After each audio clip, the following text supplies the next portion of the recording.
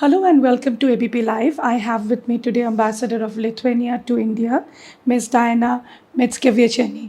Welcome to ABP Live, ma'am, and thank you for talking to us. It's a pleasure. Thank you. Let me just start by saying that you are not unknown to India. You're very much known. You've studied here.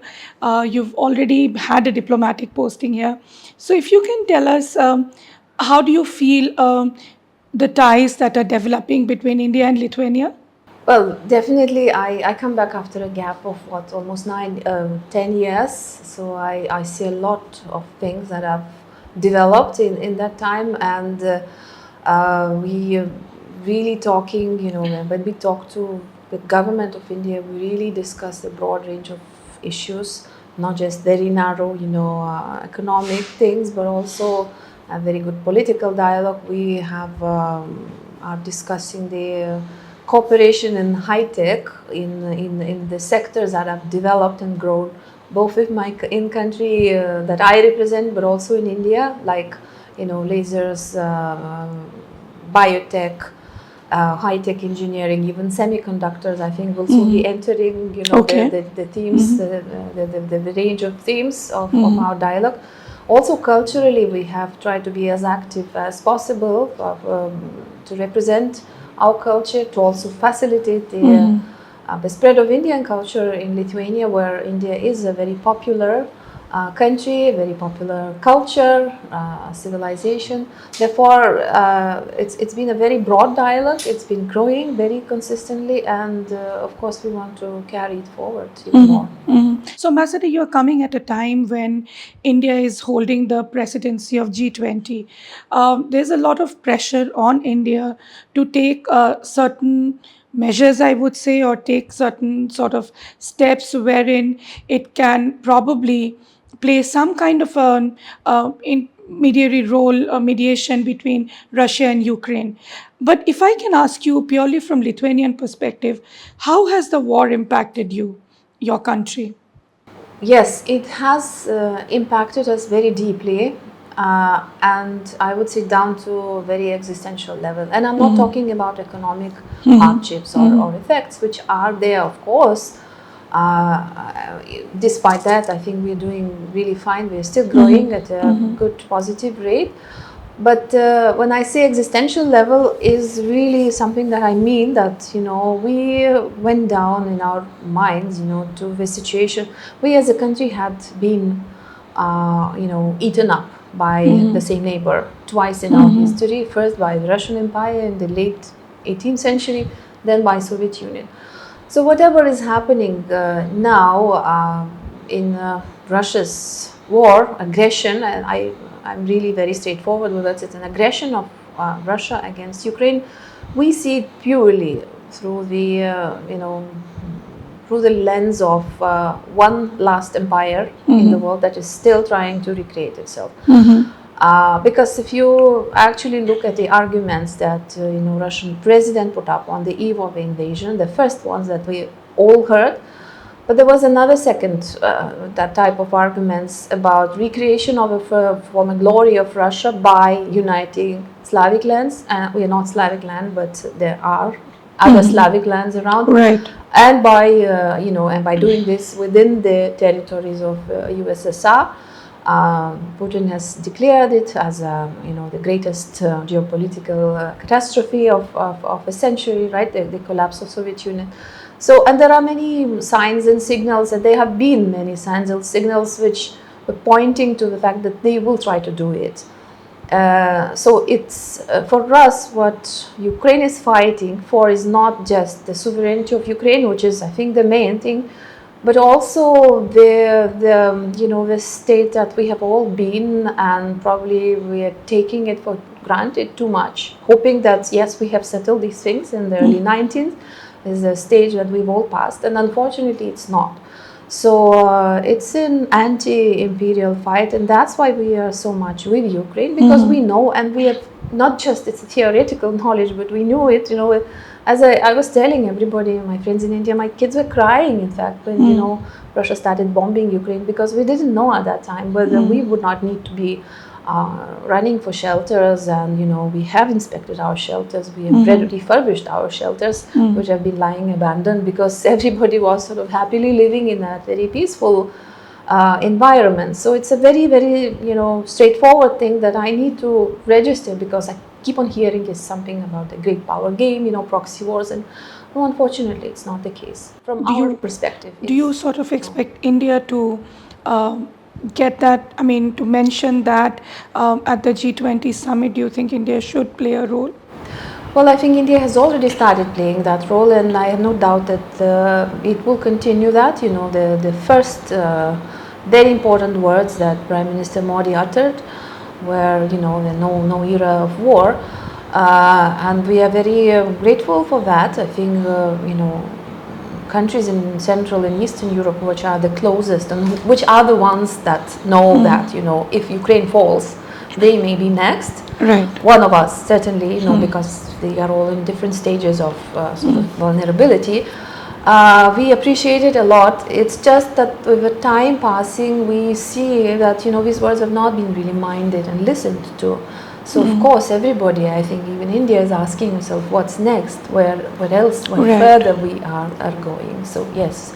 The role, I think, and you mentioned that India has taken a great responsibility. So, of course, we absolutely appreciate that. Ambassador, in the bilateral ties between India and Lithuania, I think we are now going to take a historic step. Indian embassy is going to be opened in Lithuania. Once that happens and as that progresses, how do you think the relationship will go to the next level? Well, first of all, of course, I'm very, very happy that my embassy will have a counterpart, directly in my country, Embassy of India. Yes, so the decision has been taken, as you know, last year.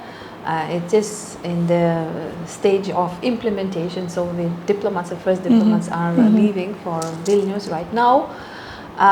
So we are all very happy, and I have to say that I've mentioned it already, that India is looked at very positively, and Indians are just popular because they are Indians. It's a very, a lot of warm feeling and very good attitude. So I'm sure that my colleagues in Lithuania will enjoy it and find it pleasant. If you talk about the expansion of ties, there are several areas that we would like to work, and of course everybody these days is talking about economic relationships, so we need to do a lot in that area. Our trade has been really much below the potential, but nowadays, I mean, economic relationships are not defined by trade really, by trade figures. The way goods are traveling are also not all the time they are registered in official one, because you have hubs like, for example, Dubai, where much of the trade might be happening between the two countries, but will not fall into that bilateral statistics. But I think, especially with the latest global geopolitical changes, and especially the supply chains moving and restructuring themselves, I see a very good future for us, falling into, again, new supply chains. India is becoming a hub for a lot of relocation manufacturing from China. We are very good at manufacturing, but especially high-tech manufacturing, which means that some particles, some equipment will be traveling from factories in Lithuania to assembly factories in India, and will definitely this is already happening. By the way, we're very proud to always mention to you that we're good at lasers, but we are especially good at specific lasers, so high precision lasers. So if you have an iPhone, there's a very high chance that the screen of your iPhone had been cut by Lithuanian lasers, because they are working with the iPhone manufacturing on that specifically. So definitely, we want more Indian companies to come. I think the fact that the Indian embassy is already present in Lithuania will encourage Indian companies also. We just finally place ourselves on your maps of companies, of strategic thinkers. We are a gateway to European market. It's a single market, so you may enter through a 3 million country, but you will be have a vast access even to the Baltic market to 300-400 million people. So it's a, and being small is never really a disadvantage. I mean, sometimes for scaling up things it's difficult, but that's why I think we would also need to encourage Lithuanian, especially high-tech manufacturers, whatever works very fine with our technologies, cutting-edge technologies in the small, setup like Lithuania can be beautifully scaled up in India. So we really want to, and we have signals that our companies 1, 2, 3 are eyeing the Indian market for scaling their e-solutions, their digital solutions. Because what I saw is, and especially coming back after that gap of 9 or 10 years, that India has been, digitalizing itself at an incredible pace, but so do we.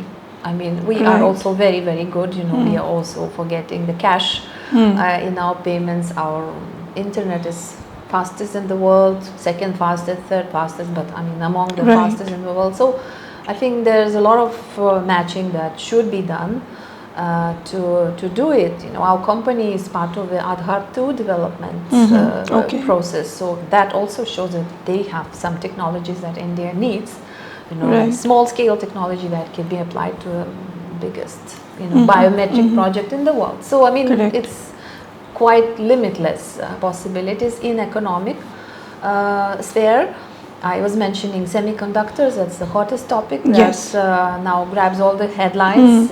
So yes, we have recently acquired the semiconductor technology from Taiwan, which will allow us to start manufacturing of the well, they're not the most sophisticated, but rather on the sort of mid-range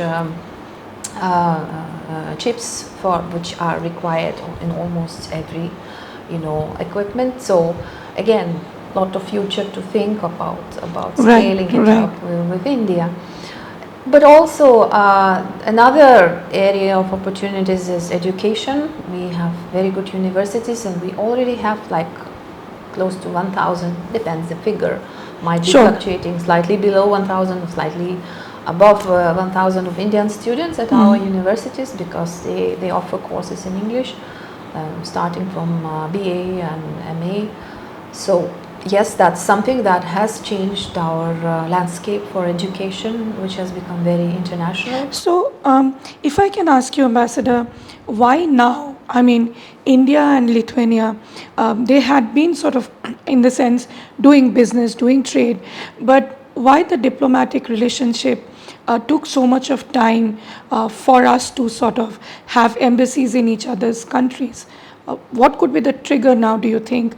I'll come to the China angle to it, but apart from that, what is the basic reason? Well, on our side, I can say that today's government in Lithuania has very clearly prioritized Asia and Pacific, and sees a very important role of India in that attitude. And we have in fact been quite slow to come to Asia ourselves, I have to admit.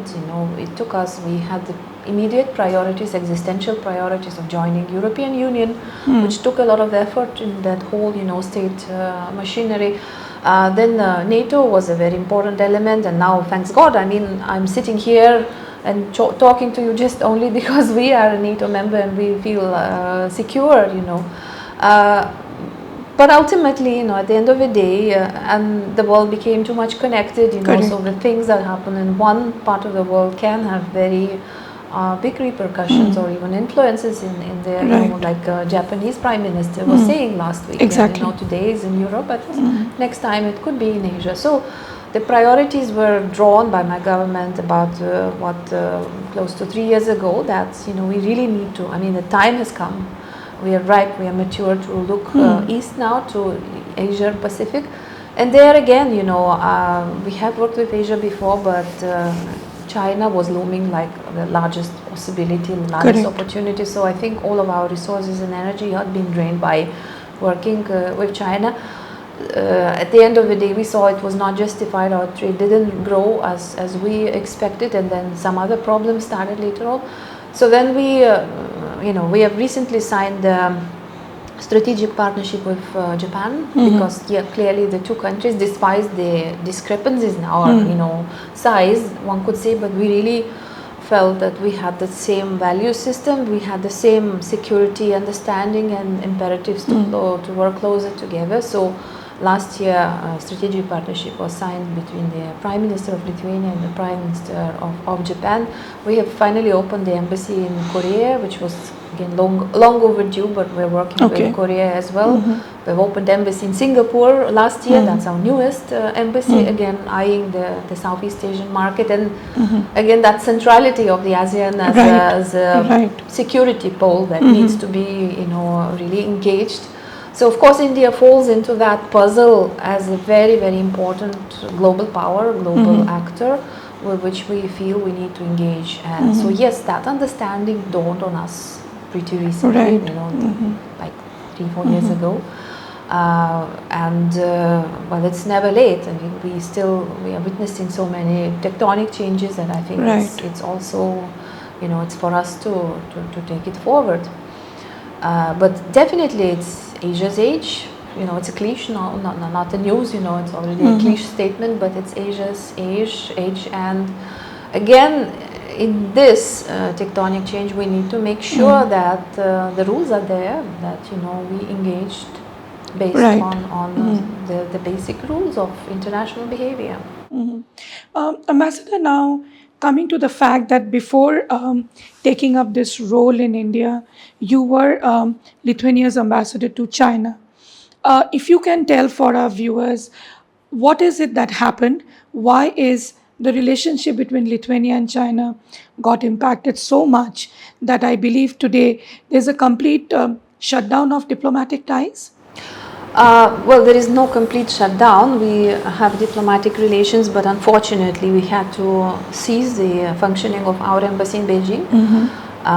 What happened was, it was not one-off event, it was like a series of unacceptable pressures that we felt from China, and that started again several years ago with China very bluntly interfering in our domestic affairs by instigating the diaspora to engage in violent protest with our society, people who were expressing themselves on human rights in China, on the issues of Tibet or Xinjiang.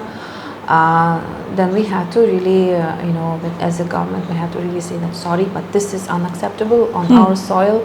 We have to, allow people to express their views, and nobody should prevent them from doing so. And later on, it sort of, each time we would take a principled stance, like, okay, just as a pandemic broke out, my minister was talking to the, to the head of the World Health Organization, whom he knows since many years ago, and they were briefly mentioning the possibility of involving Taiwanese in that, global coordination for pandemic, for fight against pandemic. I believe Taiwan has also opened its office in but that came Lithuania in later on. So when simply by raising the issue of how to involve territories, which are also affected and may have also good experiences, we were penalized by, significant part of our exports to China had been, banned. Just because we have invoked something we thought was a legitimate thing. So later on, my government came in and said that we also need to engage with the Taiwanese as much as we can. I mean, we had reconfirmed our One China policy numerous times, but we know that as per One China policy, one can still work with the Taiwanese in various areas. So of course, then there was our departure from 17+1, which we felt was our legitimate right to. You were the first one to go out of 17+1. We have been the first ones. We have also informed the Chinese side that we were not satisfied with results, and we also felt a lot of pressure, taking part in something that didn't really bring any merit. It was also draining our resources. We would have probably loved to, spend them elsewhere. So again, we were penalized. The embassy was blockaded. My meetings have been cancelled. We have been through a lot of pressure. So my government said, I mean, we really need to define ourselves what we can do and we should not do, because as a sovereign country, we should be able to do what the other countries have been doing traditionally. And then the issue of Taiwanese representation came up, because this is a non-diplomatic representation that exists in at least 70 plus countries of the world, including many of them in Europe. But suddenly China said that, no, you can't have it. I mean, yes, it was, if I may quote, in fact, I was clearly told that, well, these other missions had been set up long time ago, so China was different, but we won't allow you to do the same now, just because China has changed. So we couldn't accept that. We couldn't accept that treatment, and again, we pushed back. So ultimately what happened, well, I had to leave. China has recalled their ambassador, but okay, I mean, this does happen among countries sometimes, but later on they stepped this up as a pressure to our diplomats, to the extent that they've almost abolished our embassy. We have renamed it unilaterally. So we felt they were in danger, and we simply evacuated everybody from Beijing. Okay. But we're not doing the same in Lithuania. Chinese embassy functions at the level of chargé d'affaires, and we just don't want to behave the way. So you were there for less than a year? Yeah, slightly less than a year.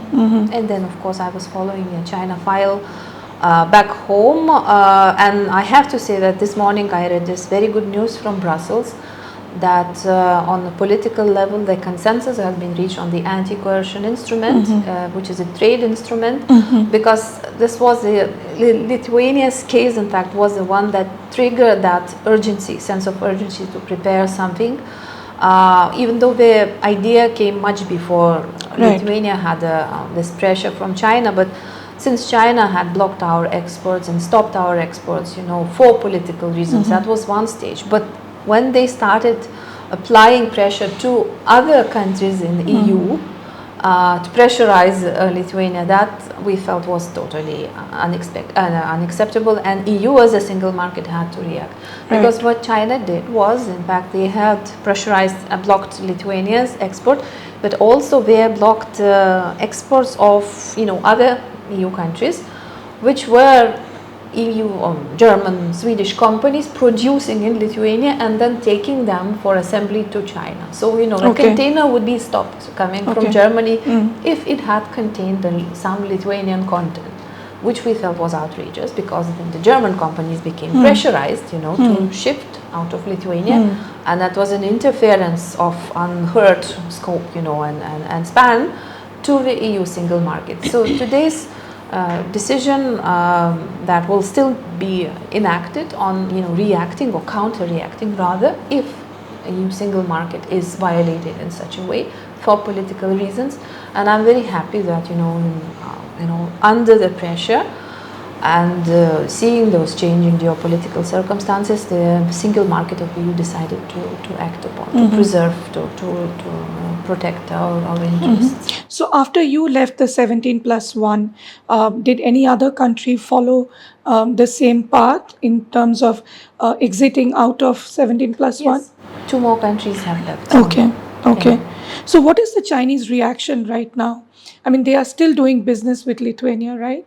What are they telling you right now? Well, I really, we really see that some flows have resumed, and again, we have not taken any measures against imports from China. I mean, the idea is that we don't want to be behaving the way they behave, right? Because then you sort of endorse that, a channel. So of course, imports from China, even though we saw some attempts to single out certain things that China thought were very much needed and prevent them from reaching Lithuania, but most of effects were on our exports, which dropped at some point, in that very beginning, down to by 90%. That was almost like 100% blockade. Later on, some flows have reduced, because we realized that even the Chinese importers needed some things. As I said, we are very good at certain things and certain specialized niche products which are available from just very few countries. So that makes it, probably possible. But there is a case at WTO on that. European Commission has launched this case on our behalf. It's a dispute? It's a dispute about China's economic coercion about Lithuania. So this consultation stage is over without any resolution. Therefore, it's now in the panel, and we are awaiting their solution. Ambassador, I'm sure you were aware about the fact that in 2020, India and China got into a border standoff. While there had been some amount of disengagement in a way, the border standoff still sort of continues, and it continues to have a bearing on India-China relationship. You have heard our External Affairs Minister S. Jaishankar talking about the fact that business cannot be usual with China unless there is peace and tranquility at the border areas. How is Lithuania viewing this military standoff that is going on for almost now it's going to be 3 years? Well, what I can say very firmly that we support India's territorial integrity, and we think that any unilateral steps that try to put risk, try to derail that territorial integrity are totally unacceptable in the 21st century. And we have expressed this several times, including during the bilateral contacts, including when Galwan clash happened. My minister called your minister, and we had this conversation. So we're very firmly with you. But that's what brings me back to that sentence that Japanese Prime Minister uttered in Delhi last week, saying that yes, wherever it happens, it should be unacceptable, because ultimately, one transgressor becomes inspired by another transgression, and if there is no pushback, then there is an encouragement and endorsement, something we are now seeing in Russia's war against Ukraine. So from Lithuanian perspective, you have Russia as a challenge and China also as a challenge, right? So, and now we are seeing Russia and China coming together. President Xi Jinping visiting Moscow. Putin was there in Beijing before the Ukraine war happened. How do you see coming together of these two countries? Do you think this is going to be concerning coming in the coming decades?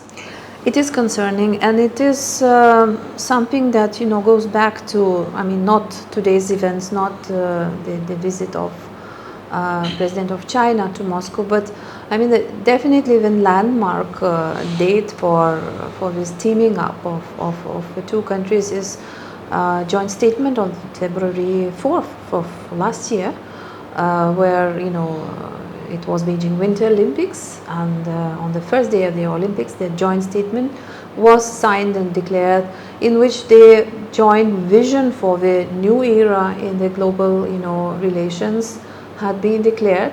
We had been no limits friendship. This no limits friendship, but also the new era in international relations is declared on February 4th. Then Beijing Olympics are over on 20th of February, and Putin starts his invasion on 24th. I don't think there is a coincidence, because I've been following this. I was still working on China a lot, and I just see it in one line. So when you read the global security initiative that has been announced by China, there's a lot that has been in that joint statement, unfortunately, and we think it is worrying. You think it is worrying? And do you think India should be worried also? Well, I think India has its own experts, and I've seen definitely brilliant, China experts. You have so your experts and your government will make their own assessments. But I'm talking from my perspective, because I see, basically that the two countries with very undemocratic rule, where people have actually no say in what their leadership is planning. Supporting each other in certain areas may be worrying for us, especially small countries, as I said. Now, as far as defense and security relationship is concerned between India and Lithuania, how do you think, now that we'll have an embassy there, how do you think that will get a kind of a strategic partnership kind of a relationship? Where do you see the defense partnership going? Well, we'll have to see. At the moment, I think we need to study what other, one side needs to offer to each other. As I said, we really need to look at our high-end manufacturing. Right. under which even some defense may fall in. So first of all, I think we need to strengthen the economic partnership in a broader sense, and then we'll see what potential but also common challenges bring us. Right. But broadly speaking, as I have mentioned, we see India as a important player that can contribute to security in the world. In fact, to enhancing the security. And for us, we unfortunately, because of Russia's war, had to go down to the very basics of how we realize what our interests are, why we exist, why I'm sitting here and talking to you, why my children can go to sleep peacefully. So again, this brings us to to reflect on all the possible aspects of whatever cooperation we strike with our partners have to be contributing to our security. So, Ambassador, I believe recently you had told in one of your interviews how Sanskrit and Lithuanian language are connected. You've also studied in Delhi. You can speak a little bit of Hindi and maybe Sanskrit. Can you tell our viewers how do you see this relationship? You're an Indologist also. So, how do you see the relationship between Sanskrit and Lithuania? Yes, so it's a scientifically proven fact that the Lithuanian language is the closest living sister language of Sanskrit. So definitely we need to study more to know this connection better. Why, how come it has happened, having in mind that the language, the areas of languages are so far away. That's been one of our intentions, to bring about some publications and to invite also. Actually, I would love to work on a project where the scholars from two sides sit down together. Like there is a Sanskrit scholars from Lithuania and Sanskrit scholars from India, but with an interest in Lithuanian language, they could sit down and bring out a publication. We have published a basic dictionary of identical words. Okay. We can actually do much more to find out about this. No? About myself, तो मैंने Sanskrit university में संस्कृत की पढ़ाई की, थोड़ी हिंदी मुझे आता है. मैं 2-3 बार हिंदी मैंने सीखी और भूल गई, तो अब जब इंडिया में आई तो सीरियस इंटेंशन है हिंदी सीखने का और शायद 6-8 महीने के बाद पूरे इंटरव्यू हिंदी में दे दूँगी. अब तो सीरियस बातों के बारे में थोड़ा मुश्किल है. नहीं, I understand. लेकिन जिंदगी के बारे में, फिल्मों के बारे में तो हिंदी में बात कर सकती हूँ. नहीं, बहुत बढ़िया.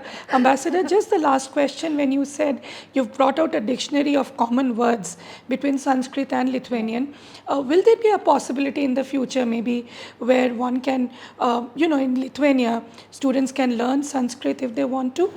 Well, actually, students can learn Sanskrit in Lithuania since almost 30 years now. I was one of them. I was in the first batch of students that were able to learn at the university with the teacher. Since then, the center for, at that time it was called Oriental Studies, was formed, in which Indology made an important part, one of the 4 big strands of studies, together with Chinese, Japanese studies and Arab studies. Later on, this university has been renamed into Asian Studies Center to encompass more also the modern studies of India and South Asia. The latest development from 2 months ago is that India Research Center has been set up by this university with the aim of pooling up expertise on academic research in various topics that we find relevant. So Indology is definitely thriving, on a small scale. As I said, we are a small country, but we have people who can read Sanskrit, who speak Hindi, who can translate. Well, we would love to expand also into other languages like Bengali, for example, or Tamil, which is also an old language. So, but of course, we need partnerships and cooperation with India. But in India also we need to learn Lithuanian, right? I would love that scope is very I less. would very much love to somehow push for Lithuanian studies at one of the reputable universities in India. Because, as I said, this is the language that is also studied by the comparative linguistics centers around the world, because their proximity to Sanskrit is striking, and it's not just about words. Words can also be borrowed easily. People learn each other words. But when I studied Sanskrit, I was shocked to see the structural similarities. The way, for example, the nouns are declinated in Lithuanian and Sanskrit are strikingly similar. There are the same number of cases. The endings really are strikingly similar for the cases, and conjugation, verbal conjugations again are strikingly similar. That's why we have not just superficial words, which are same or similar, but also structurally, the structure of sentences is similar. Therefore, it shows a very deep connection and also it shows a very important moment in how the languages were separating, and moving far away while retaining those same authentic and very archaic structures. Well, thank you so much, Ambassador, for talking to us. That was Ambassador of Lithuania to India, telling us how India-Lithuania relationship will now go to a new level. India will soon open its embassy to Lithuania. This is Nayanima Basu for ABP Live. Thank you for watching the interview.